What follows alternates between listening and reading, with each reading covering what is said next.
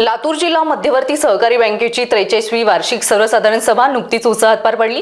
या सभेत बँकेच्या मागील वर्षातील कामकाजाचा आढावा घेण्यात आला। तसेच बँकेची आर्थिक स्थिती, सभासद, शेतकरी व ग्राहकांसाठी राबवण्यात येणाऱ्या विविध योजनांवर चर्चा करण्यात आली। सभेदरम्यान बँकेच्या आगामी विकास कामाच्या दृष्टीने विविध विषयांवर चर्चा करून महत्त्वपूर्ण निर्णय घेण्यात आले। संचालक मंडळ, अधिकारी, कर्मचारी तसेच सभासद मोठ्या संख्येने उपस्थित होते। 10 वर्षाचा जो मुद्दा आहे तो अर्बन बँकासाठी, मल्टीपर्पज संस्थासाठी आहे। जिल्हा बँका ह्या राज्याच्या बँका आहेत। ह्याला आपण जोपर्यंत राज्य सरकार या ठिकाणी बदल करत नाही, जोपर्यंत मान्यता देत नाही, तोपर्यंत त्याच्यामध्ये काही होऊ शकत नाही। राज्याचे सहकार मंत्री आहात आणि त्यातही लातूर जिल्हा मध्यवर्ती बँकेचे संचालक आहेत। काही विशेष नाविन्य बँकेसाठी सहकार खात्यात मला सांगा, ज्या बँकेमुळे मला आमदार होता आलं, मला सहकार मंत्री होता आलं, माझं दायित्व आहे बँकेच्या चांगल्या कामामध्ये उपस्थित राहणं, आमच्या भागातल्या शेतकऱ्याला स्वतःच्या पायावर कसं उभा करता येईल आणि निश्चितपणे बँकेची प्रगती आपण सगळे बघता, त्याचा सगळ्यांनी आनंद घेतलेला आहे। आणि मग ते या जीबीच्या निमित्तानं काही सभासदाचे काही मत असतील का? कर्मचाऱ्याची भरती बघितली आपण। बरं, आता जो 10 वर्षाचा मुद्दा काढला, तशा निवडणुका झाल्यात आमच्याकडे। परभणीला 3 लोक निवडून आले 10 वर्षाच्या वरचे। वाशिम, अकोल्यामध्ये त्याच्या अगोदर 3 महिन्याखाली निवडणूक झाली। डॉक्टर कोरपे म्हणून आहे, ते निवडून आले। नांदेडला प्रताप पाटील उभारले होते, DDRने आक्षेप घेतला या मुद्द्यावर तिथल्या लोकांनी, त्यांना अपात्र केलं। जॉईंट रजिस्ट्रारला मग आम्ही LNJudicialचं ओपिनियन मागितलं होतं। त्यांनी तशी सूचना केली की जोपर्यंत आपल्या कायद्यामध्ये बदल होत नाही, मान्यता राज्य शासन करत नाही, तोपर्यंत कायदा आपल्याला लागू नाही। त्याच्यामुळं हा विषय 4ने मिळाला त्याच्यामध्ये, ही स्वतः आहे ना काय, त्याच्यामुळे चलत राहते, बोलणारे बोलत राहते। पत्र पाठवलं म्हणजे काय झालं, दूध का दूध, पाणी का पाणी राहायचं। Thank you sir.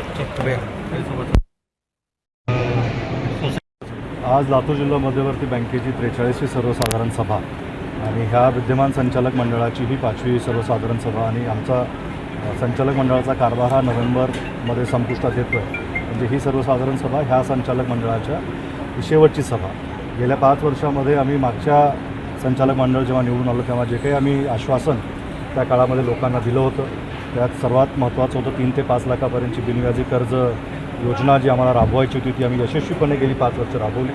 त्या भागातल्या शेतकऱ्यांना 900 कोटीहून जे पीक कर्ज होतं त्या ह्या संचालक मंडळाच्या कालावधीमध्ये 1780 कोटी रुपयापर्यंत पीक कर्ज मर्यादा वाढवली। राज्य शासनाच्या 2 कर्जमाफी ह्या संचालक मंडळाच्या कालावधीमध्ये झाल्या। महाविकास आघाडी सरकारची पहिली कर्जमाफी, त्याचा लाभ शेतकऱ्यांना मिळवून देणे। आता महायुतीच्या अलीकडे सरकारनं जी कर्जमाफी दिली आहे त्याची प्रक्रिया चालू आहे, त्याचा लाभ शेतकऱ्यांना मिळवून देतो आहे। आणि जो नियमित कर्ज परतफेड करणारा शेतकरी आहे त्याची मागणी, त्याची यादी सरकारकडे आम्ही सुपूर्द केलेली आहे। आमची आशा आहे की सहकार मंत्री या बँकेचे संचालक असताना लातूरसाठी आणि या महाराष्ट्राच्या सर्व शेतकऱ्यांना जे नियमित कर्ज परतफेड करतात त्यांनाही अनुदान लवकरात लवकर प्रोत्साहन सरकारच्या वतीनं मिळेल आणि ती सगळी रक्कम त्यांच्या खात्यावर लवकरात जमा करण्यासाठी आमचं चालू एक मोठं काम आमच्या माध्यमातून ह्या 5 वर्ष झालं की नोकर भरती।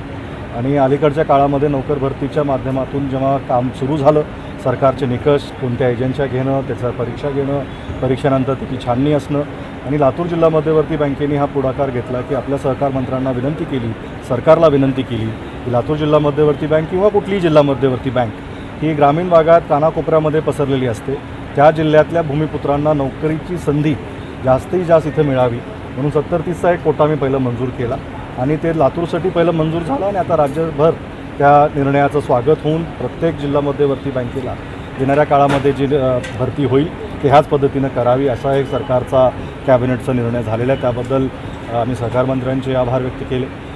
नफ्याच्या संदर्भात झालं, गेली 4 वर्ष 100 कोटी नफा आपली बँक देते, सातत्यानं आपल्या उलाढालामध्ये वाढ होते। आम्ही जेव्हा संचालक मंडळाने कारभार सांभाळला त्यावेळेस आपल्या बँकेची उलाढाल ही 5000 कोटीची होती, की आज ह्या संचालक मंडळाची सभा होत असताना ती 9900 कोटीची आहे। आणि आम्हाला खात्री आहे की आम्ही जे टार्गेट 10,000चं ठेवलं होतं ते मार्च और फायनान्शियल इयर एंडिंग संपेपर्यंत ते 10,000चा टप्पा देखील आम्ही तिथं यशस्वीरित्या पार करू।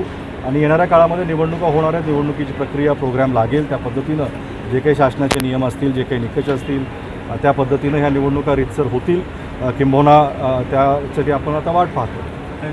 आणि हे लातूर जिल्हा मध्यवर्ती बँकेच्या सहकार महर्षी दिलीपराव देशमुख साहेबांच्या नियोजनाखाली जी बँक चालू आहे, कुठेतरी गरीब शेतकऱ्यांच्या मुलीच्या लग्नाची अनेकदा अडचण शेतकरी बापाला होते. त्याला कर्ज म्हणून नाही, पण त्याला एक आधार म्हणून आम्ही नेहमी म्हणतो की शेतकऱ्याच्या मुलीच्या लग्नामध्ये लातूर जिल्हा मध्यवर्ती बँकेची भूमिका ही अदृश्य मामाची आहे, की मागे ठामपणे ताटपणे त्याच्या मागे उभे राहणे, गरजू शेतकऱ्यांना जेव्हा काही अडचण असेल त्या अडचणीमध्ये एक आपला आधार राहणं, आपल्या भागातला तो शेतकरी. त्यासाठी पहिलं बँकेचा व्याजदर जे काही नियम असतात त्याच्यामध्ये एक अजून एक सवलत जर आम्हाला देता आली, ज्या पद्धतीने आम्ही शेतकऱ्यांसाठी केलं बिनव्याजी कर्जाची एक मुदत, तर शुभमंगल योजनेसाठी देखील येणाऱ्या काळामध्ये आमचा मानस आहे की ती योजनेला परवानगी आम्ही शासनाकडून घेत मागू.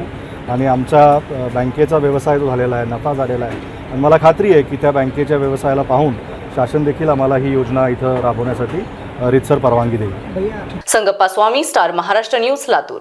नवनवीन घडामोडी पाहण्यासाठी स्टार महाराष्ट्र न्यूजला सबस्क्राईब करा आणि ताज्या बातम्यांचे अपडेट मिळवण्यासाठी बेल आयकॉनला प्रेस करा आणि परिपूर्ण बातमीबरोबर रहा, इतरांपेक्षा एक पाऊल पुढे.